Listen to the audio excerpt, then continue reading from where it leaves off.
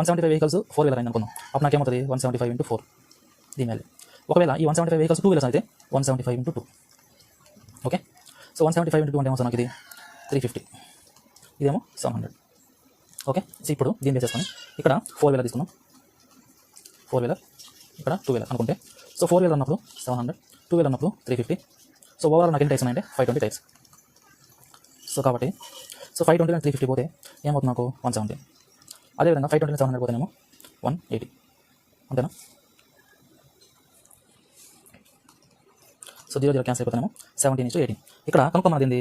4 wheelers కనుక్కోమన్నాడు, అంటే నేను అనుకోవాలి. ఇప్పుడు నాకు ఈ రెండు యాడ్ చేస్తే ఎంత వస్తుంది నాకు ఇది?